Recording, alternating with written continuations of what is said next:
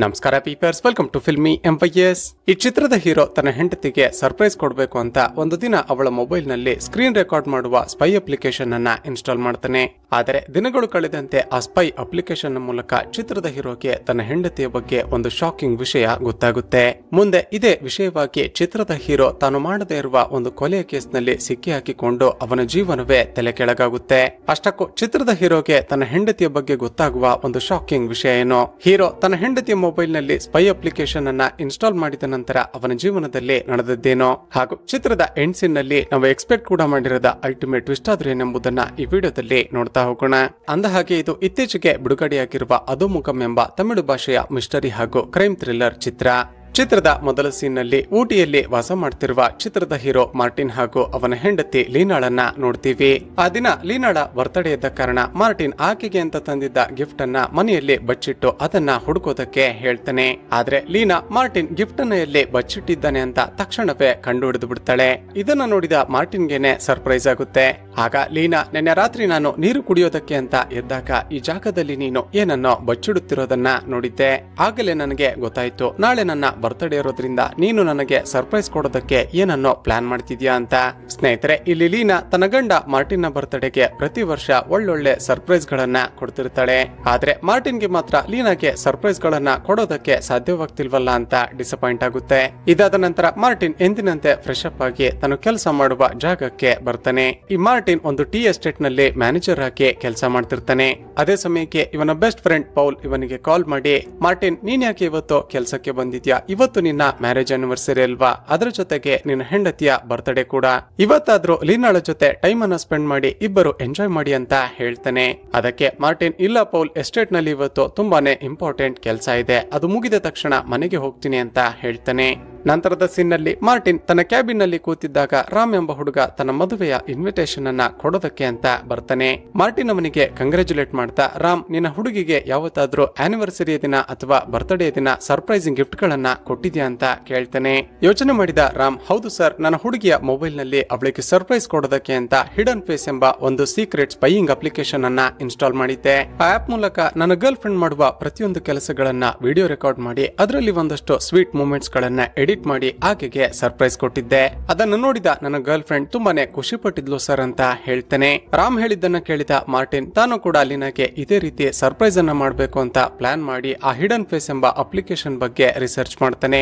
ನಂತರ ಆ ದಿನ ರಾತ್ರಿ ಲೀನಾ ಊಟ ಮಾಡಿ ಮಲಗಿಕೊಂಡ ನಂತರ ಆಕೆಗೆ ಗೊತ್ತಿಲ್ಲದ ಹಾಗೆ ಆಕೆ ಮೊಬೈಲ್ ನಲ್ಲಿ ಆ ಹಿಡನ್ ಫೇಸ್ ಎಂಬ ಅಪ್ಲಿಕೇಶನ್ ಅನ್ನ ಇನ್ಸ್ಟಾಲ್ ಮಾಡಿಬಿಡ್ತಾನೆ. ನಂತರ ತನ್ನ ಲ್ಯಾಪ್ಟಾಪ್ ನಲ್ಲಿ ಲೀನಾಳ ಮೊಬೈಲ್ ನಲ್ಲಿ ರೆಕಾರ್ಡ್ ಆಗುತ್ತಿರುವ ಆ ವಿಡಿಯೋಗಳು ಆಕ್ಸೆಸ್ ಆಗುವ ಹಾಗೆ ಮಾಡಿಕೊಳ್ತಾನೆ. ಈಗ ಮಾರ್ಟಿನ್ಗೆ ಲೀನಾ ಮಾಡುವ ಪ್ರತಿಯೊಂದು ಕೂಡ ಅವಳ ಮೊಬೈಲ್ ಕ್ಯಾಮೆರಾದ ಮೂಲಕ ಕಾಣಿಸೋದಕ್ಕೆ ಶುರುವಾಗುತ್ತೆ. ಆ ದಿನ ಬೆಳಿಗ್ಗೆ ಮಾರ್ಟಿನ್ ಆಫೀಸ್ಗೆ ಬಂದ ತಕ್ಷಣ ಲೀನಾ ಮನೆಯಲ್ಲಿ ಏನ್ ಮಾಡ್ತಿರಬಹುದು ಅಂತ ನೋಡಿದಾಗ ಆಕೆ ಕಿಚನ್ ನಲ್ಲಿ ಒಂದು ಸಾಂಗ್ ಅನ್ನ ಪ್ಲೇ ಮಾಡ್ತಾ ಡ್ಯಾನ್ಸ್ ಮಾಡ್ತಾ ಅಡುಗೆ ಮಾಡ್ತಿರ್ತಾಳೆ. ಇದನ್ನ ನೋಡಿದ ಮಾರ್ಟಿನ್ಗೆ ಆ ಮೂವ್ಮೆಂಟ್ ತುಂಬಾನೇ ಕ್ಯೂಟ್ ಅನ್ಸುತ್ತೆ. ತಕ್ಷಣ ಆತ ಅದನ್ನ ಸ್ಕ್ರೀನ್ ರೆಕಾರ್ಡಿಂಗ್ ಮಾಡಿಕೊಳ್ತಾನೆ. ಸ್ವಲ್ಪ ಸಮಯದ ನಂತರ ಬನ್ಸಲ್ ಎಂಬ ವ್ಯಕ್ತಿ ಮಾರ್ಟಿನ್ಗೆ ಕಾಲ್ ಮಾಡಿ ಇವತ್ತು ರಾತ್ರಿ ಮೀಟ್ ಆಗ್ಬೇಕು ಬಾ ಅಂತ ಹೇಳ್ತಾನೆ. ಮೊದಲಿಗೆ ಮಾರ್ಟಿನ್ ನಾನು ಬರೋದಿಲ್ಲ ಅಂತ ಎಷ್ಟೇ ಹೇಳಿದ್ರು ಕೂಡ ಆ ವ್ಯಕ್ತಿ ತುಂಬಾನೇ ಫೋರ್ಸ್ ಮಾಡಿದ ಕಾರಣ ಆ ರಾತ್ರಿ ಭೇಟಿ ಮಾಡೋದಕ್ಕೆ ಅಂತ ಹೋಗ್ತಾನೆ. ಸ್ನೇಹಿತರೆ, ಇವರಿಬ್ಬರ ಮಾತುಗಳಿಂದ ನಮಗೆ ಗೊತ್ತಾಗೋದೇನೆಂದ್ರೆ ಈ ಬನ್ಸಲ್ಗೂ ಕೂಡ ಆ ಊರಿನಲ್ಲಿ ಒಂದು ದೊಡ್ಡ ಎಸ್ಟೇಟ್ ಇರುತ್ತೆ. ಮಾರ್ಟಿನ್, ಇನ್ನು ಅದೆಷ್ಟು ವರ್ಷ ಅಂತ ಆ ಪೌಲ್ ನ ಎಸ್ಟೇಟ್ ನಲ್ಲಿ ಮ್ಯಾನೇಜರ್ ಆಗಿ ಕೆಲಸ ಮಾಡ್ತೀಯಾ? ಎಷ್ಟೋ ವರ್ಷಗಳಿಂದ ನಾನು ನಿನ್ನನ್ನ ನೋಡ್ತಾ ಇದ್ದೀನಿ. ನೀನು ಆ ಎಸ್ಟೇಟ್ ಅನ್ನ ಎಷ್ಟೊಂದು ಇಂಪ್ರೂವ್ ಮಾಡಿದ್ಯಾ ಅಂತ ನನಗೆ ಗೊತ್ತಿದೆ. ಆದ್ರೆ ನೀನು ಕಷ್ಟಪಟ್ಟು ಮಾಡ್ತಿರುವ ಕೆಲಸಕ್ಕೆ ನಿನಗೆ ಸಿಗ್ತಿರುವ ಪ್ರತಿಫಲ ಏನೋ? ಆ ಪೌಲ್ ನಿನ್ನನ್ನ ಈಗಲೂ ಕೂಡ ಕೇವಲ ಒಬ್ಬ ಕೆಲಸಗಾರನಾಗಿ ಮಾತ್ರನೇ ನೋಡ್ತಿದ್ದಾನೆ. ಅದೇ ನೀನು ನನ್ನ ಎಸ್ಟೇಟ್ ನಲ್ಲಿ ಮ್ಯಾನೇಜರ್ ಆಗಿ ಕೆಲಸ ಮಾಡಿದ್ರೆ ನಿನಗೆ ಏನೇನು ಬೇಕೋ ಅದನ್ನೆಲ್ಲ ನಾನು ಕೊಡ್ತೀನಿ ಅಂತ ಆಸೆ ತೋರಿಸ್ತಾನೆ. ಅದಕ್ಕೆ ಮಾರ್ಟಿನ್, ಇಲ್ಲ ಸರ್, ನಾನು ಆ ಕೆಲಸವನ್ನ ಬಿಡೋದಕ್ಕೆ ಸಾಧ್ಯನೇ ಇಲ್ಲ ಅಂತ ಒಂದು ಫ್ಲಾಶ್ ಬ್ಯಾಕ್ ಅನ್ನ ಹೇಳೋದಕ್ಕೆ ಶುರು ಮಾಡ್ತಾನೆ. ಸ್ನೇಹಿತರೆ, ಈ ಮಾರ್ಟಿನ್ ನ ತಂದೆ ಹಾಗೂ ಪೌಲ್ ನ ತಂದೆ ಇಬ್ಬರು ಕೂಡ ತುಂಬಾನೇ ಕ್ಲೋಸ್ ಫ್ರೆಂಡ್ಸ್ ಆಗಿರ್ತಾರೆ. ಎಷ್ಟೋ ವರ್ಷಗಳ ಹಿಂದೆ ಚೆನ್ನೈನಿಂದ ಇಲ್ಲಿಗೆ ಕೆಲಸಕ್ಕೆ ಅಂತ ಬಂದ ಅವರಿಬ್ಬರು ತುಂಬಾನೇ ಕಷ್ಟಪಟ್ಟು ಈ ಎಸ್ಟೇಟ್ ನ ಬಿಸ್ನೆಸ್ ಅನ್ನ ಕಟ್ಟಿದ್ರು. ಆದರೆ ಒಂದು ದಿನ ಆಕ್ಸಿಡೆಂಟ್ ನಲ್ಲಿ ನನ್ನ ತಾಯಿ ತೀರಿ ಹೋದ್ರು. ನನ್ನ ತಂದೆಗೆ ತುಂಬಾನೇ ಗಾಯಗಳಾಗಿದ್ದ ಕಾರಣ ಅವರು ಪ್ಯಾರಲೈಸ್ ಆಗಿಬಿಟ್ರು. ಅಂತಹ ಕಷ್ಟದ ಸಮಯದಲ್ಲಿ ಪೌಲ್ ನ ತಂದೆನೆ ನನ್ನನ್ನ ನೋಡಿಕೊಳ್ತಾ ನನ್ನ ತಂದೆಗೆ ಟ್ರೀಟ್ಮೆಂಟ್ ಅನ್ನ ಕೊಡಿಸಿದ್ರು.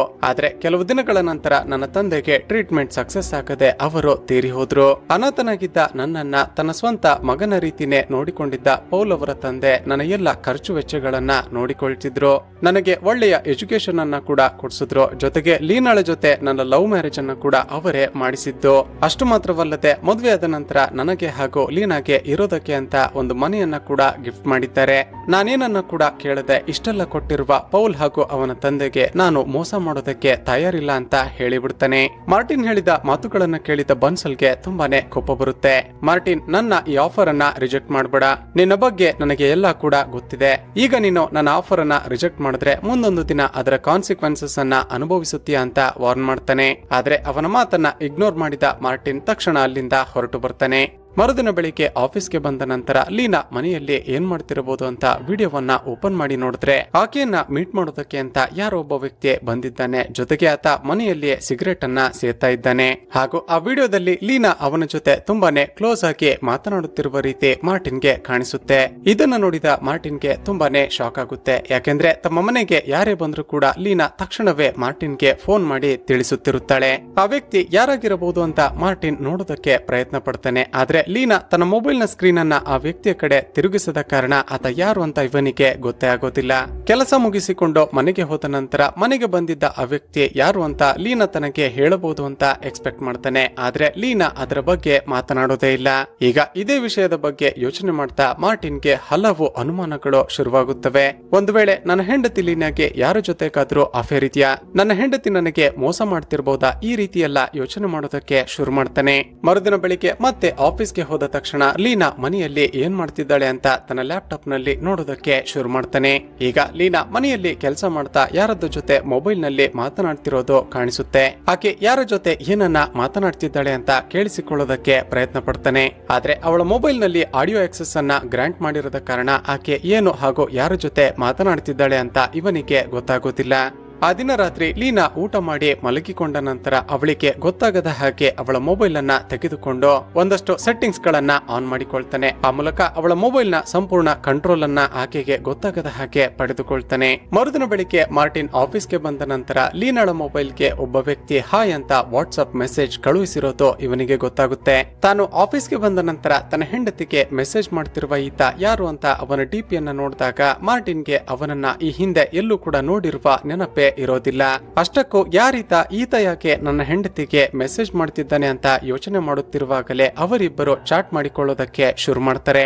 ಆ ವ್ಯಕ್ತಿ ಮೆಸೇಜ್ ಮಾಡ್ತಾ, ಇವತ್ತು ಯಾವ ಬಟ್ಟೆಯನ್ನ ಹಾಕಿಕೊಂಡಿದ್ಯಾ, ನಿನ್ನ ಗಂಡ ಆಫೀಸ್ಗೆ ಹೋದ್ನಾ, ನಿನ್ನ ಮನೆಯಲ್ಲಿ ಯಾರು ಇಲ್ಲ ಅಂದ್ರೆ ನಾನೀಗ ಬರ್ಬೋದಾ, ನನಗೆ ನಿನ್ನನ್ನ ತಕ್ಷಣವೇ ನೋಡಬೇಕು ಅಂತ ಅನಿಸ್ತಿದೆ, ನಿನ್ನ ಫೋಟೋವನ್ನ ತಕ್ಷಣ ಕ್ಲಿಕ್ ಮಾಡಿ ಸೆಂಡ್ ಮಾಡು ಅಂತ ಕೇಳ್ತಾನೆ.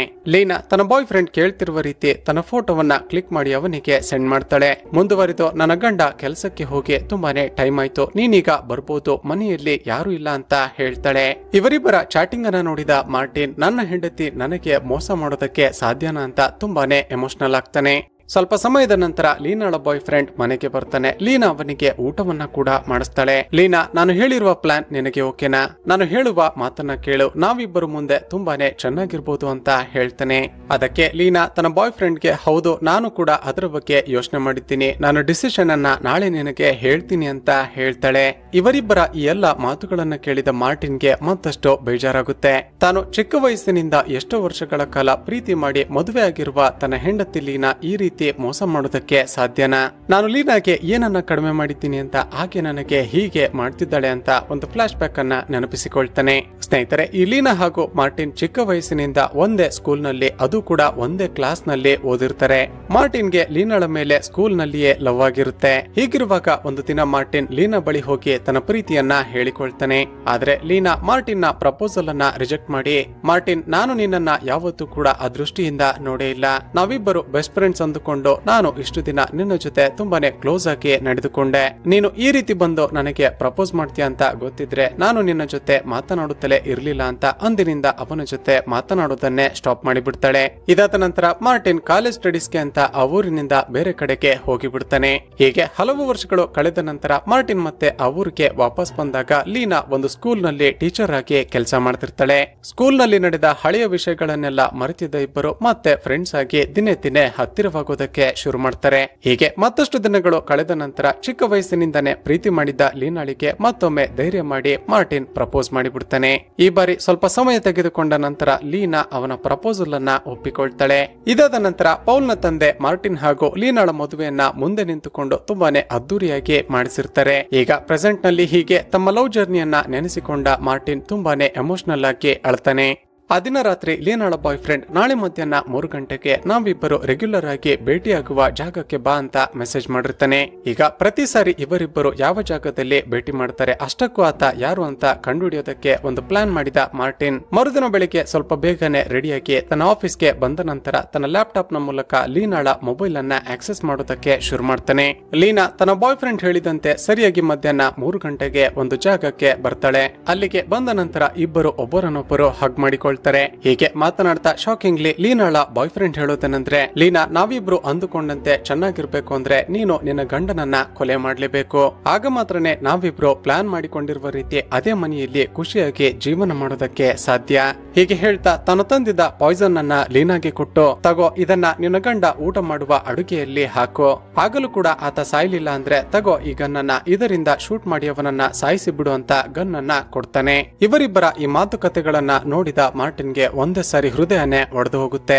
ನನ್ನ ಹೆಂಡತಿನೇ ನನ್ನನ್ನ ಕೊಲೆ ಮಾಡೋದಕ್ಕೆ ಪ್ಲಾನ್ ಮಾಡಿಕೊಳ್ತಿದ್ದಾಳ ಅಂತ ತುಂಬಾನೇ ಬೇಜಾರಾಗುತ್ತೆ.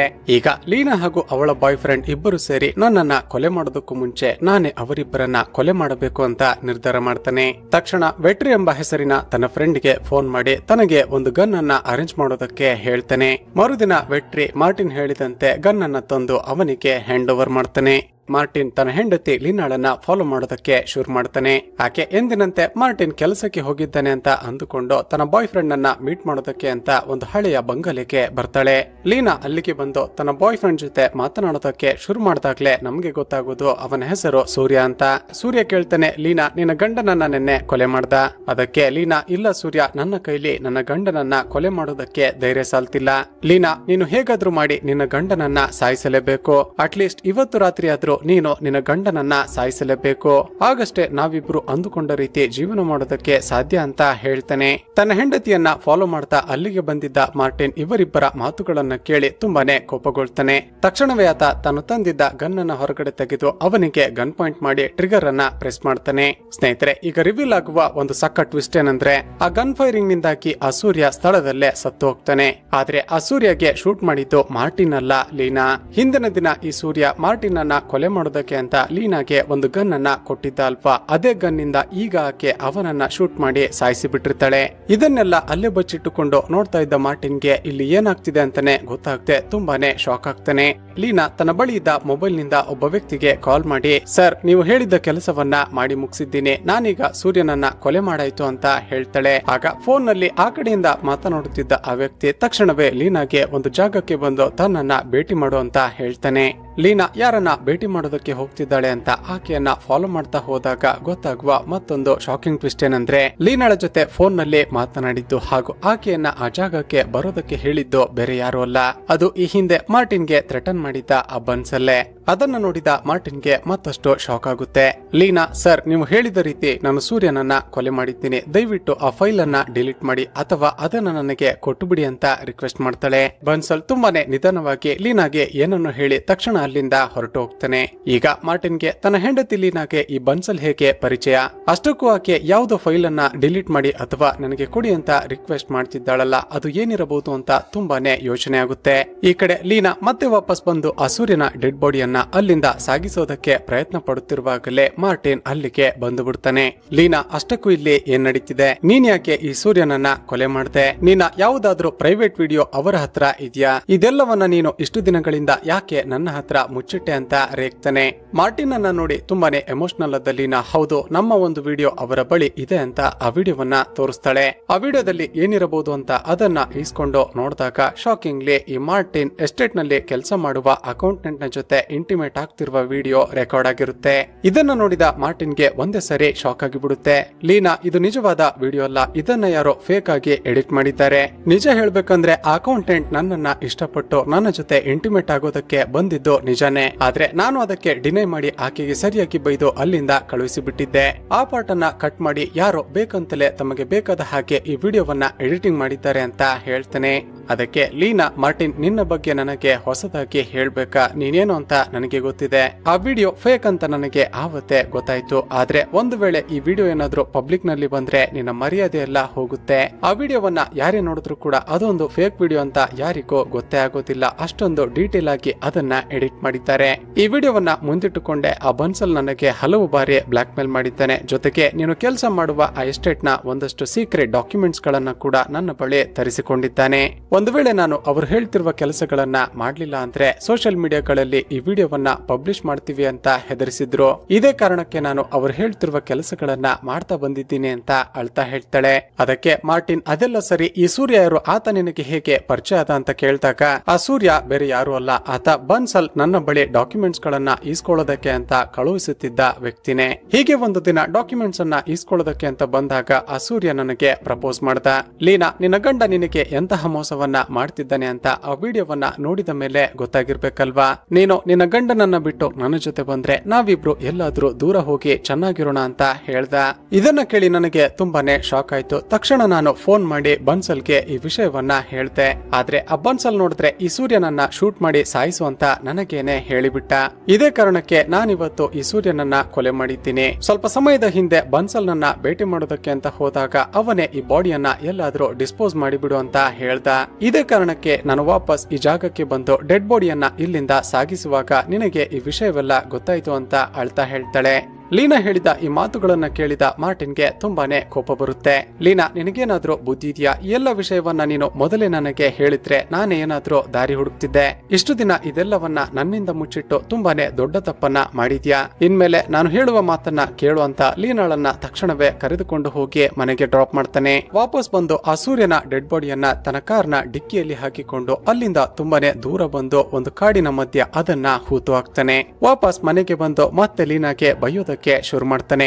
ಲೀನಾ, ನಿನಗೆ ಅಷ್ಟು ಕೂಡ ಗೊತ್ತಾಗ್ಲಿಲ್ವಾ? ಆ ಬನ್ಸಲ್ ನಮ್ಮಿಬ್ಬರನ್ನ ಈ ಕೊಲೆಯ ಕೇಸ್ ನಲ್ಲಿ ಸಿಕ್ಕಿ ಹಾಕಿಸೋದಕ್ಕೆ ಅಂತಾನೆ ಇದನ್ನೆಲ್ಲ ಪ್ಲಾನ್ ಮಾಡಿರೋದು. ಆ ಸೂರ್ಯ ಡಾಕ್ಯುಮೆಂಟ್ಸ್ ಗಳನ್ನ ಕಲೆಕ್ಟ್ ಮಾಡಿಕೊಳ್ಳೋದಕ್ಕೆ ಅಂತ ಬಂದಾಗ ನಿನಗೆ ಪ್ರಪೋಸ್ ಮಾಡೋದಕ್ಕೆ ಹೇಳಿರೋದೇ ಆ ಬನ್ಸಲ್. ನಂತರ ಆ ಬನ್ಸಲ್ಲೇ ಸೂರ್ಯಗೆ ಒಂದು ಗನ್ನನ್ನ ಕೊಟ್ಟು ಅದನ್ನ ಆ ಸೂರ್ಯ ನಿನ್ನ ಬಳಿ ಕೊಟ್ಟು ನಿನಗೆ ನನ್ನನ್ನ ಕೊಲೆ ಮಾಡುವಂತೆ ಹೇಳಿಸಿರೋದು ಕೂಡ ಆ ಬನ್ಸಲ್ಲೇ.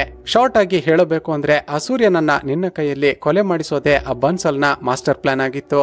ಆ ಮೂಲಕ ನನ್ನನ್ನ ಹಾಗೂ ನಿನ್ನನ್ನ ಈ ಕೊಲೆಯ ಕೇಸ್ ನಲ್ಲಿ ಸಿಕ್ಕಿ ಹಾಕಿಸಬೇಕು ಅನ್ನುವ ಅವನ ಪ್ಲಾನ್ ಸಕ್ಸಸ್ ಆಯ್ತು ಅಂತ ರೇಗ್ತಾನೆ. ಆಗ ಲೀನಾ ಮತ್ತೊಂದು ಶಾಕಿಂಗ್ ಟ್ವಿಸ್ಟ್ ಅನ್ನ ರಿವೀಲ್ ಮಾಡ್ತಾಳೆ. ಅದೇನಂದ್ರೆ ಮಾರ್ಟಿನ್ ಆ ಬನ್ಸಲ್ ನನಗೆ ಬ್ಲಾಕ್ ಮೇಲ್ ಮಾಡಿ ಹಿಡನ್ ಫೇಸ್ ಎಂಬ ಒಂದು ಸ್ಪೈ ಅಪ್ಲಿಕೇಶನ್ ಅನ್ನ ನಿನ್ನ ಮೊಬೈಲ್ ನಲ್ಲಿ ಇನ್ಸ್ಟಾಲ್ ಮಾಡುವ ಹಾಗೆ ಮಾಡಿದ್ರು ಅಂತ ಹೇಳ್ತಾಳೆ. ಇದನ್ನ ಕೇಳಿದ ಮಾರ್ಟಿನ್ಗೆ ಒಂದೇ ಸಾರಿ ಶಾಕ್ ಆಗಿ ಬಿಡುತ್ತೆ. ಯಾಕೆಂದ್ರೆ ಇಷ್ಟೊತ್ತು ಈ ಮಾರ್ಟಿನ್ ಸೂರ್ಯನ ಡೆಡ್ ಬಾಡಿಯನ್ನ ಡಿಸ್ಪೋಸ್ ಮಾಡಿದ್ದು ಹಾಗೂ ಅದನ್ನ ದೂರ ತೆಗೆದುಕೊಂಡು ಹೋಗಿ ಹೂತು ಹಾಕಿರೋದೆಲ್ಲ ವಿಡಿಯೋದಲ್ಲಿ ರೆಕಾರ್ಡ್ ಆಗಿರುತ್ತೆ. ಇದರ ಅರ್ಥ ಬನ್ಸಲ್ ಈಗ ತನ್ನನ್ನ ಈ ಕೊಲೆಯ ಕೇಸ್ ನಲ್ಲಿ ಸಿಕ್ಕಿ ಹಾಕಿಸೋದು ಕನ್ಫರ್ಮ್ ಆಯ್ತು ಅಂತ ತುಂಬಾನೇ ಭಯವಾಗುವುದಕ್ಕೆ ಶುರುವಾಗುತ್ತೆ. ಅದೇ ಸಮಯಕ್ಕೆ ಪೊಲೀಸರು ತಮ್ಮ ಮನೆಗೆ ಬರ್ತಿರೋದು ಕಾಣಿಸುತ್ತೆ. ಪೊಲೀಸರು ನನ್ನ ಬಗ್ಗೆ ಏನೇ ಕೇಳಿದ್ರು ಕೂಡ ಗೊತ್ತಿಲ್ಲ ಅಂತ ಹೇಳು ಅಂತ ಹೇಳ್ತಾ ಅಲ್ಲಿಂದ ಎಸ್ಕೇಪ್ ಆಗಿ ಬಿಡ್ತಾನೆ. ಮರುದಿನ ಬೆಳಿಗ್ಗೆ ನೋಡಿದ್ರೆ ಈ ಕೊಲೆಯ ಕೇಸ್ ಎಲ್ಲ ಟಿವಿ ನ್ಯೂಸ್ ಗಳಲ್ಲೂ ಕೂಡ ಬಂದು ತುಂಬಾನೇ ಸೆನ್ಸೇಷನ್ ಕ್ರಿಯೇಟ್ ಆಗುತ್ತೆ. ಸ್ನೇಹಿತರೆ, ಈ ಮಾರ್ಟಿನ್ ಸೂರ್ಯನ ಡೆಡ್ ಬಾಡಿಯನ್ನ ತುಂಬಾ ದೂರದ ಕಾಡಿನ ಮಧ್ಯದಲ್ಲಿ ಹೂತು ಹಾಕಿದ್ದ ಅಲ್ವಾ? ಆ ಡೆಡ್ ಬಾಡಿ ಕೂಡ ಪೊಲೀಸರಿಗೆ ಸಿಕ್ಕಿರುತ್ತೆ. ಜೊತೆಗೆ ಎಲ್ಲ ಟಿವಿ ನ್ಯೂಸ್ ಚಾನೆಲ್ ಗಳಲ್ಲೂ ಕೂಡ ಆ ಸೂರ್ಯ ಮಾರ್ಟಿನ್ ನ ಹೆಂಡತಿ ಲೀನಾಳ ಜೊತೆ ಅಕ್ರಮ ಸಂಬಂಧದಲ್ಲಿ ಇದ್ದ. ಈ ವಿಷಯ ಗೊತ್ತಾಗಿ ಲೀನಾಳ ಗಂಡ ಮಾರ್ಟಿನ್ನೇ ಸೂರ್ಯನನ್ನ ಕೊಲೆ ಮಾಡಿ ಬಿಟ್ಟಿದ್ದಾನೆ ಅಂತ ನ್ಯೂಸ್ ಗಳು ಪಬ್ಲಿಷ್ ಆಗೋದಕ್ಕೆ ಶುರುವಾಗುತ್ತೆ.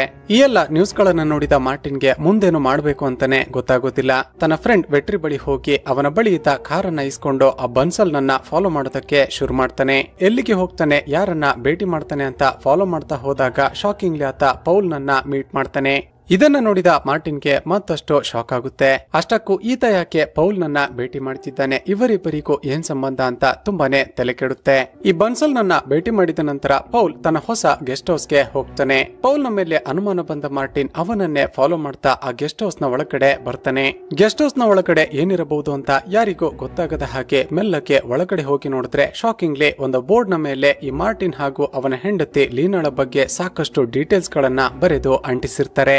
ಜೊತೆಗೆ ಶಾಕಿಂಗ್ಲಿ ಮಾರ್ಟಿನ್ ನ ಮನೆಯ ಎಲ್ಲ ಸಿಸಿಟಿವಿ ಕ್ಯಾಮೆರಾದ ಆಕ್ಸೆಸ್, ಆತ ತನ್ನ ಆಫೀಸ್ ನಲ್ಲಿ ಕೂತು ಕೆಲಸ ಮಾಡುವ ಆ ಕ್ಯಾಬಿನ್ ನ ಆಕ್ಸೆಸ್ ಹಾಗೂ ಆತ ಯೂಸ್ ಮಾಡುವ ಆ ಮೊಬೈಲ್ ಫೋನ್ ನ ಆಕ್ಸೆಸ್ ಕೂಡ ಈ ಪೌಲ್ ಬಳಿ ಇರುತ್ತೆ.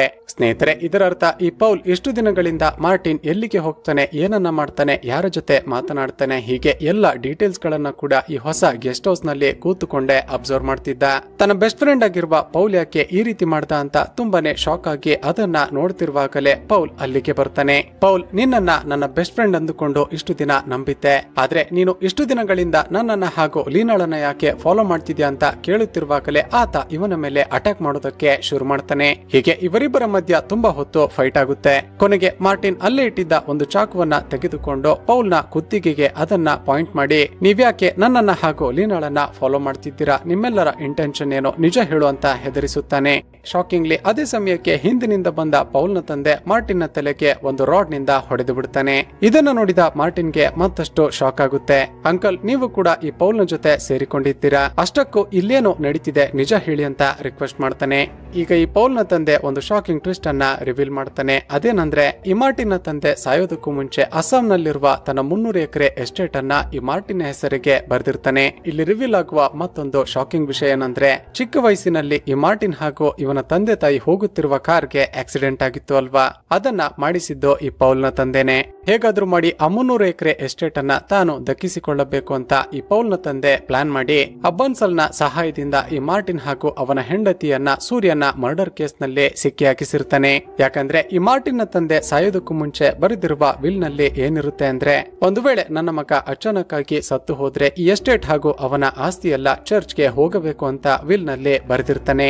ಇದೇ ಕಾರಣಕ್ಕೆ ಈ ಪೌಲ್ ಹಾಗೂ ಅವನ ತಂದೆ ಇಬ್ಬರು ಸೇರಿ ಈ ಮಾರ್ಟಿನ್ ಅನ್ನ ಸಾಯಿಸದೆ ಬನ್ಸಲ್ ನ ಸಹಾಯದಿಂದ ಈ ಮಾರ್ಟಿನ್ ಅನ್ನ ಸೂರ್ಯನ ಕೊಲೆಯ ಕೇಸ್ ನಲ್ಲಿ ಸಿಕ್ಕಿ ಹಾಕಿಸಿ ಅವನನ್ನ ಜೀವನ ಪರ್ಯಂತ ಜೈಲಿನಲ್ಲೇ ಇರುವ ಹಾಗೆ ಪ್ಲಾನ್ ಮಾಡಿರ್ತಾರೆ. ಆ ಮೂಲಕ ಮಾರ್ಟಿನ್ ನ ತಂದೆ ಸಾಯುವಾಗ ಬರೆದಿರುವ ವಿಲ್ ನ ಪ್ರಕಾರ ಮಾರ್ಟಿನ್ ಇನ್ನೂ ಕೂಡ ಜೀವಂತವಾಗಿರುವ ಕಾರಣ ಆತ ಜೈಲಿನಲ್ಲಿ ಇರುವಾಗ ಅವನೆಲ್ಲ ಆಸ್ತಿಯನ್ನ ಕೂಡ ತಾವು ಅನುಭವಿಸಬೇಕು ಅಂತ ಪ್ಲಾನ್ ಮಾಡಿರ್ತಾರೆ. ಸ್ನೇಹಿತರೆ, ಇಲ್ಲಿ ಅಸಲಿಗೆ ತನ್ನ ತಂದೆ ಸಾಯೋದಕ್ಕೂ ಮುಂಚೆ ಅಸ್ಸಾಂನಲ್ಲಿ 300 ಎಕರೆ ಎಸ್ಟೇಟ್ ಅನ್ನ ನನ್ನ ಹೆಸರಿಗೆ ಬರೆದಿದ್ರು ಅಂತ ಈ ಮಾರ್ಟಿನ್ಗೆನೆ ಗೊತ್ತಿರೋದಿಲ್ಲ.